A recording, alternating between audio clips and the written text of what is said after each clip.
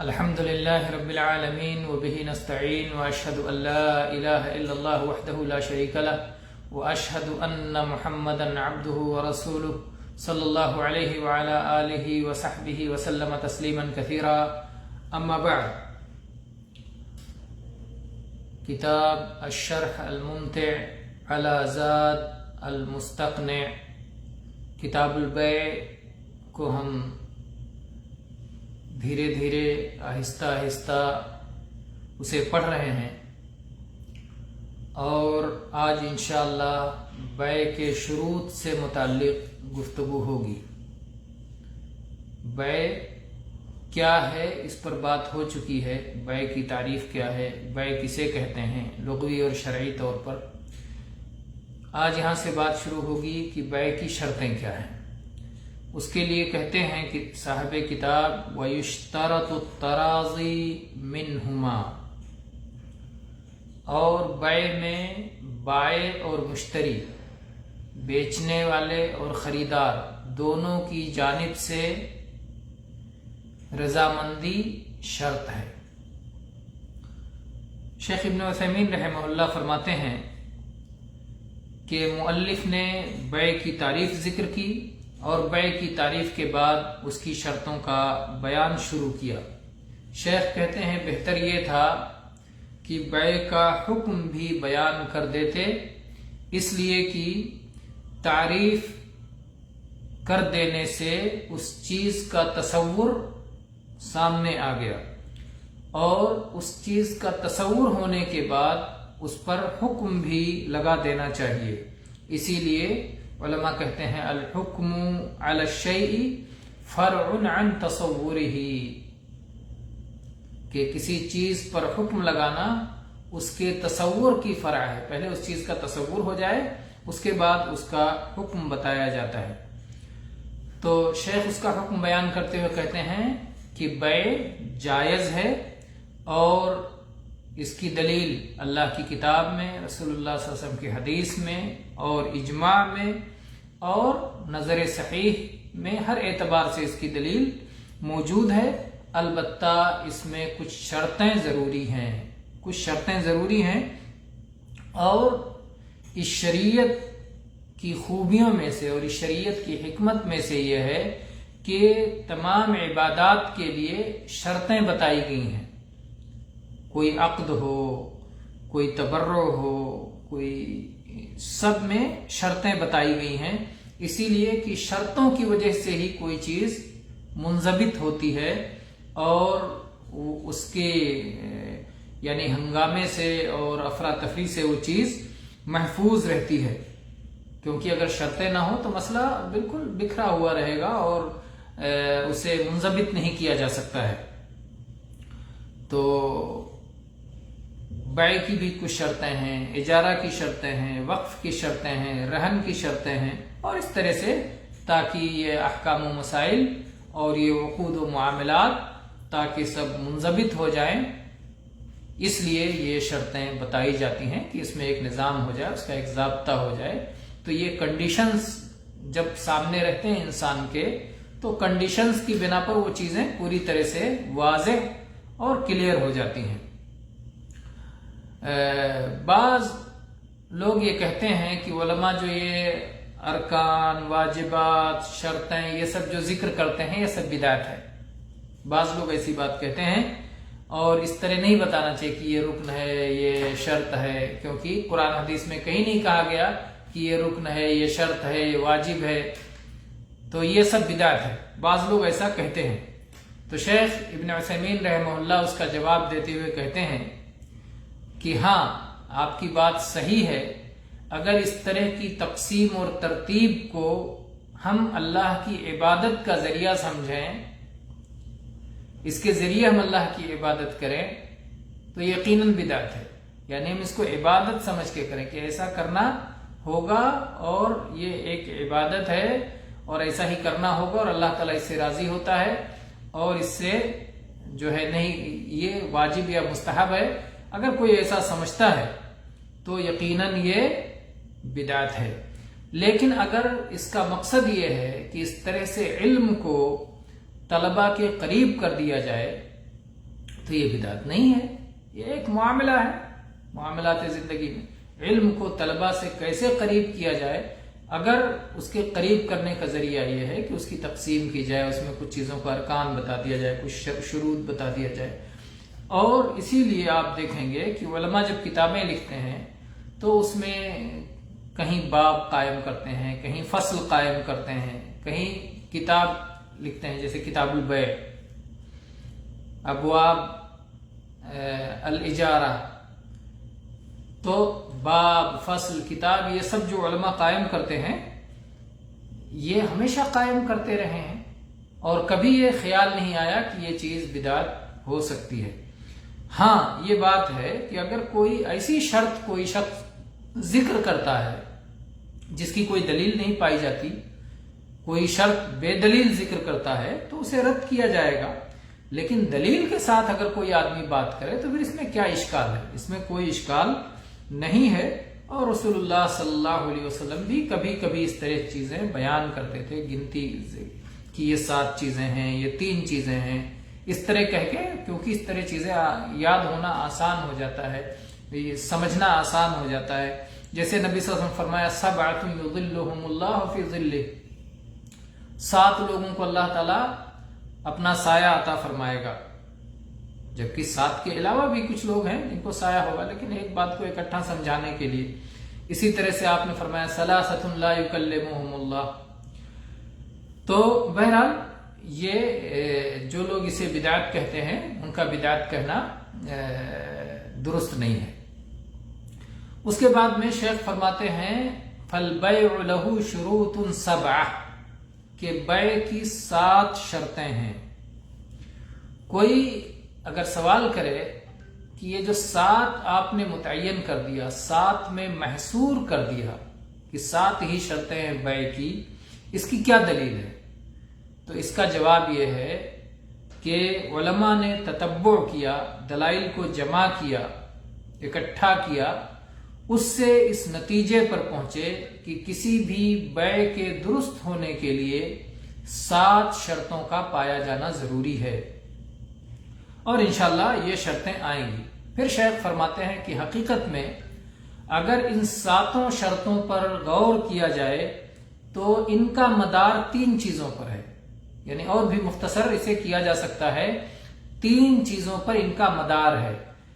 ایک چیز ظلم ہے، اور دوسری چیز غرر ہے، دھوکہ اور فریب، اور تیسری چیز ربا ہے۔ تو ظلم، غرر اور ربا، انہی 3 چیزوں پر ان 7 شرطوں کا مدار ہے، لیکن شیخ فرماتے ہیں کہ تفصیل کرنا زیادہ بہتر ہے، زیادہ اچھا ہے۔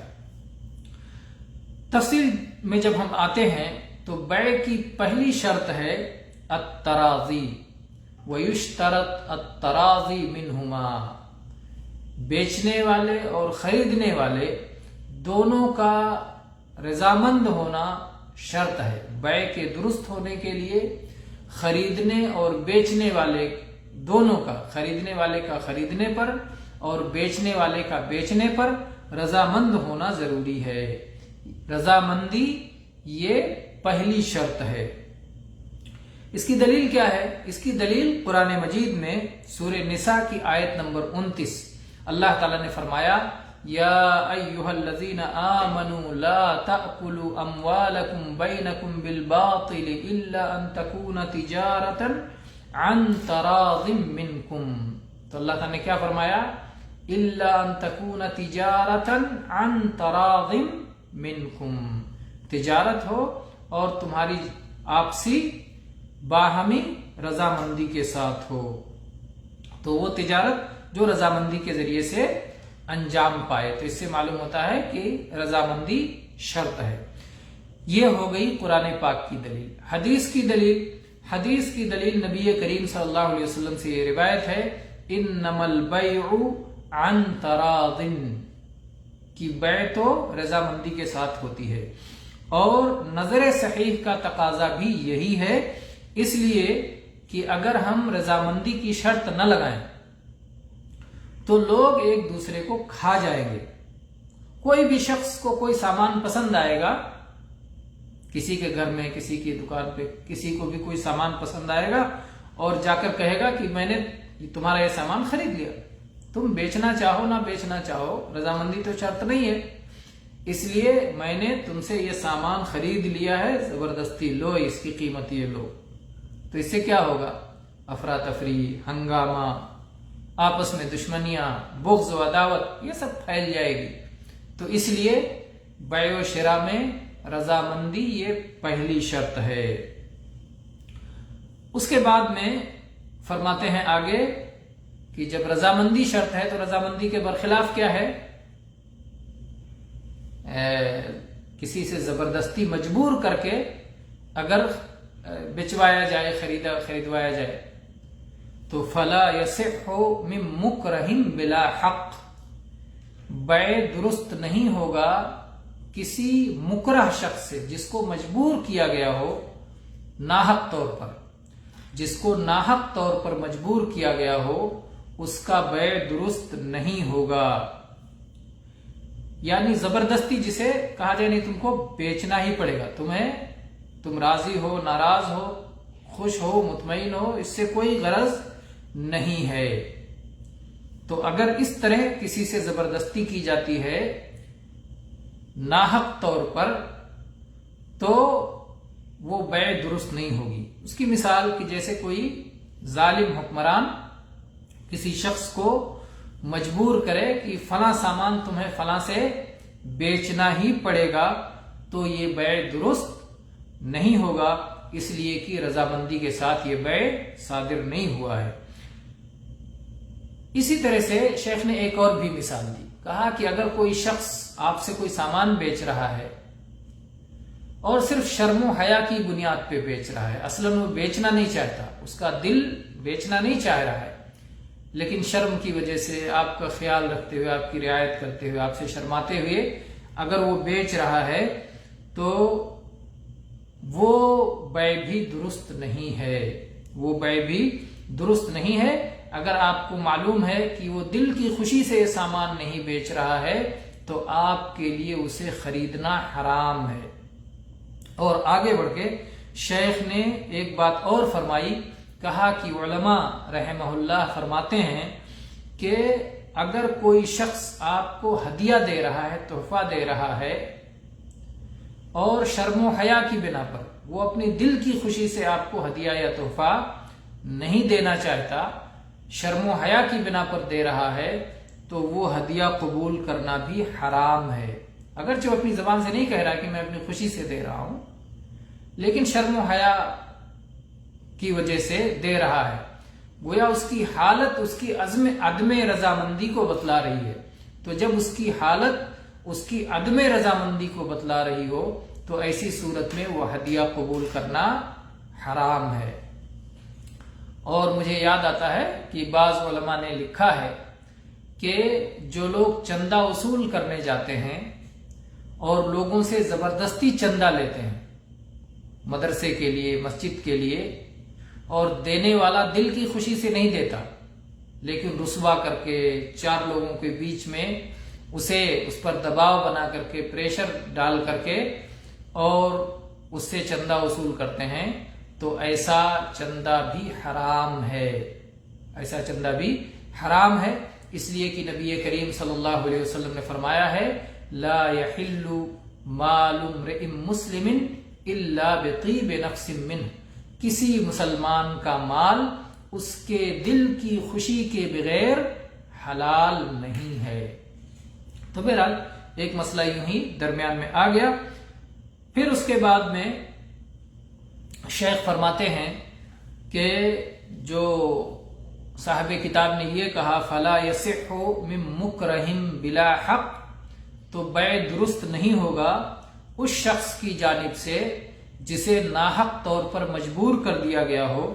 اس کا فائدہ یہ ہے کہ اگر کسی کو برحق طور پر مجبور کیا گیا ہو تو وہ بیع درست ہوگی، وہ بیع درست قرار پائے گی جس میں بیع پر برحق طور پر مجبور کیا گیا ہو، اس لیے کہ یہ حق کا اثبات ہے. اور اگر ہم کسی انسان کو کوئی چیز بیچنے پر مجبور کرتے ہیں کسی حق کی ادائیگی کے لیے، کسی حق کو ثابت کرنے کے لیے، ظلم و عدوان کے لیے نہیں، تو ایسا بیع درست ہوگا۔ اس کی مثال شیخ نے ذکر کی کہ اس کی مثال کیا ہے؟ اس کی مثال یہ ہے جیسے ایک شخص نے کسی سے قرض لیا اور قرض لیتے ہوئے اس نے اپنا گھر رہن کے طور پہ رکھ دیا۔ اب جب قرض کی ادائیگی کا وقت آیا تو اس شخص کے پاس قرض کی ادائیگی نہیں ہے۔ اس سے جس کے پاس رہن رکھا ہے وہ کہہ رہا ہے کہ بھائی اپنا قرض جو آپ نے لیا تھا واپس کیجئے اور اپنا گھر جو رہن آپ نے رکھا تھا آپ لے لیجئے۔ اور اگر ایسا آپ نہیں کرتے ہیں، اگر آپ قرض واپس نہیں کریں گے تو یہ گھر بیچ کر کے ہم اپنی رقم لیں گے، اپنا پیسہ لیں گے، اس لیے کہ اس کے علاوہ ہمارے پاس کوئی چارہ نہیں ہے۔ تو صاحب حق کو، حقدار کو اس کا حق دلانے کے لیے اس گھر کو بیچا جائے گا، اگرچہ رہن رکھنے والا گھر کا مالک گھر کو بیچنا نہیں چاہتا ہے، اسے گھر بیچنے پر مجبور کیا جائے گا اور یہ بیع درست ہوگی مجبور کیے جانے کے باوجود، کیونکہ یہاں مجبور کیا جانا برحق طور پر ہے، ناحق طور پر نہیں ہے۔ اس کی دوسری مثال یہ ہے کہ ایک چھوٹی سی زمین ہے جس میں دو لوگ شریک ہیں، دو پارٹنر ہیں، چھوٹی سی زمین ہے، اس کی تقسیم نہیں ہو سکتی، زمین اتنی چھوٹی ہے کہ دو لوگوں کے بیچ میں اس کی تقسیم نہیں ہو سکتی ہے۔ اب اس میں سے ایک جو پارٹنر ہے، ایک شریک ہے، اس کا کہنا یہ ہے کہ یہ زمین بیچ لیا جائے تاکہ اس کا فائدہ اٹھایا جائے۔ دوسرا جو پارٹنر ہے وہ کہتا ہے نہیں زمین ہم نہیں بیچیں گے۔ تو یہاں پر زبردستی زمین کو بیچوایا جائے گا تاکہ اس شریک کا نقصان نہ ہو، پارٹنر کا نقصان نہ ہو۔ تو اگرچہ ایک شریک اپنی خوشی سے بیچنا نہیں چاہتا ہے، لیکن دوسرے شریک کو ضرر سے محفوظ کرنے کے لیے، نقصان سے بچانے کے لیے زبردستی یہ زمین بیچوائی جائے گی اور یہ بیع برحق ہے، یہ اکراہ برحق ہے، یہاں زبردستی کیا جانا برحق ہے، اس لیے بیع درست ہے، یہاں اکراہ ناحق نہیں ہے۔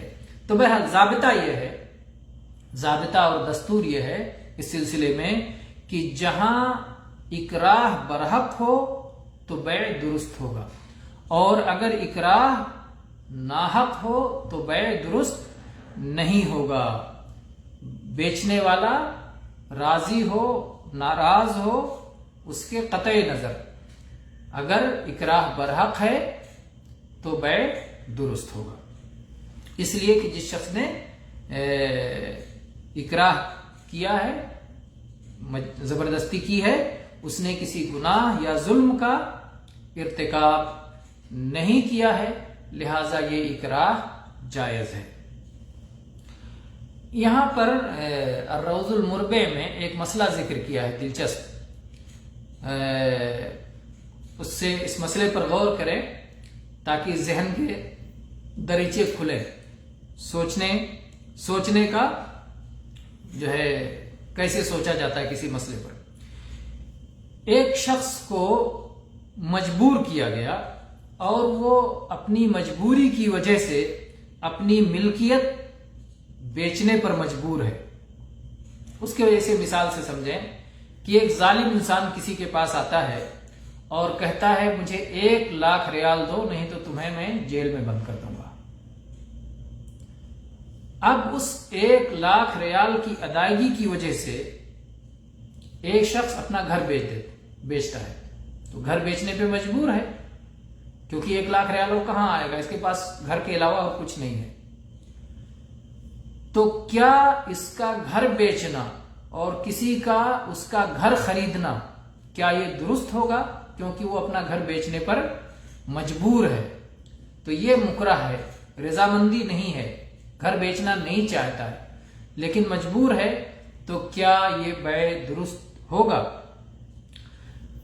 اس شرط کو یہاں پر ہم فٹ کرتے ہیں. شرط ہے کہ بیع رضامندی کے بغیر درست نہیں ہے. آپ یہ بتائیے کہ یہ اس آدمی کو گھر بیچنے پر مجبور کیا گیا ہے یا 1 لاکھ ریال کی ادائیگی پر مجبور کیا گیا ہے؟ ظالم نے کہا کہ مجھے 1 لاکھ ریال دو، نہیں تو میں تمہیں جیل میں بند کر دوں گا. اس نے گھر بیچنے پہ تو مجبور نہیں کیا ہے، اس لیے گھر بیچنا یہاں پر جائز ہوگا. اس لیے کہ مجبور کیا گیا ہے پیسے کی ادائیگی پر، گھر کے بیچنے پر مجبور نہیں کیا گیا ہے، کیونکہ اس کے پاس دوسرے بھی راستے ہیں. کسی سے قرض لے کے 1 لاکھ دے سکتا ہے، کسی سے زکوٰۃ لے کر کے دے سکتا ہے، اور کوئی صورت اپنا سکتا ہے. بہرحال گھر ہی کے بیچنے پر اسے مجبور نہیں کیا گیا ہے، اس لیے اس کا گھر بیچنا جائز ہوگا اور خریدنے والے کا گھر خریدنا جائز ہوگا، اور یہ بیع درست ہوگی. کیا اس کا گھر خریدنا مکروہ ہوگا؟ یعنی کوئی آدمی جا کر کے اس کا گھر خرید لے تو کیا یہ مکروہ ہوگا؟ کیونکہ وہ رضامندی سے نہیں بیچ رہا ہے، اس کو بیچنے پر مجبور کیا گیا ہے، وہ اپنی ملکیت نہیں چھوڑنا چاہتا ہے، تو کیا گھر خریدنا ایسی صورت میں مکروہ ہوگا؟ فقہائے کرام کہتے ہیں کہ ہاں، اس کا گھر خریدنا اس مجبوری کی حالت میں مکروہ ہوگا. لیکن امام ابن تیمیہ رحمہ اللہ فرماتے ہیں کہ نہیں، مکروہ نہیں ہے. اس لیے کہ اگر ہم اس کا گھر خرید لیتے ہیں تو گویا اس کی ضرورت پوری کرنے میں ہم اس کے ساتھ حسن سلوک کر رہے ہیں، بھلائی کر رہے ہیں. اگر ہم اس کا گھر خرید لیں گے، 1 لاکھ ریال اسے مل جائے گا، پھر وہ ظالم کو دے دے گا اور قید خانے سے بچ جائے گا، تو یہ اس کے ساتھ احسان ہے، اس کے ساتھ حسن سلوک ہے. تو مکروہ کیوں ہے؟ مکروہ نہیں ہے. پھر اس کے بعد شیخ فرماتے ہیں کہ صحیح بات یہ ہے کہ اس میں تفصیل ہے. صحیح بات یہ ہے کہ اس مسئلے میں تفصیل ہے. تفصیل کیا ہے؟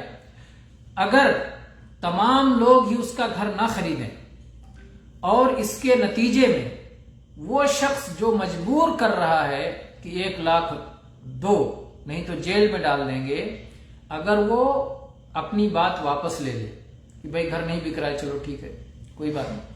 اگر یہ امید ہے، اگر یہ معلوم ہے کہ اگر اس کا گھر کوئی نہیں خریدے گا اور نہیں بکے گا تو مجبور کرنے والا اپنی بات واپس لے لے گا، تو ایسی صورت میں اس کا گھر خریدنا حرام ہے. اور ہمارے اوپر فرض ہے کہ ہم اس کا گھر نہ خریدیں تاکہ زبردستی کرنے والا اپنی بات واپس لے لے اور اس کا گھر محفوظ رہ جائے. اور اگر یہ معلوم ہو جائے کہ نہیں، اس کا گھر بکے نہ بکے اسے کوئی مطلب نہیں ہے، 1 لاکھ اگر نہیں دے پائے گا تو اسے قید کرے گا، ایسی صورت میں جب وہ اپنی اکراہ سے کبھی رجوع کرنے والا نہیں ہے، اپنی زبردستی سے کبھی بھی واپس ہونے والا نہیں ہے، ایسی صورت میں گھر خریدنے کو مکروہ کہنے کی کوئی وجہ نہیں ہے، بلکہ حقیقت میں ایسی صورت میں اس کا گھر خریدنا اس کے ساتھ حسن سلوک ہے، اس کے ساتھ بھلائی ہے. تو یہ رہی بیع کی پہلی شرط، خریدار اور بائع کے درمیان رضامندی. اگلی شرط پر انشاءاللہ ہم اگلے درس میں گفتگو کریں گے. اقول قولی ھذا واستغفر اللہ لی ولکم من کل ذنب فاستغفروہ انہ ھو الغفور الرحیم.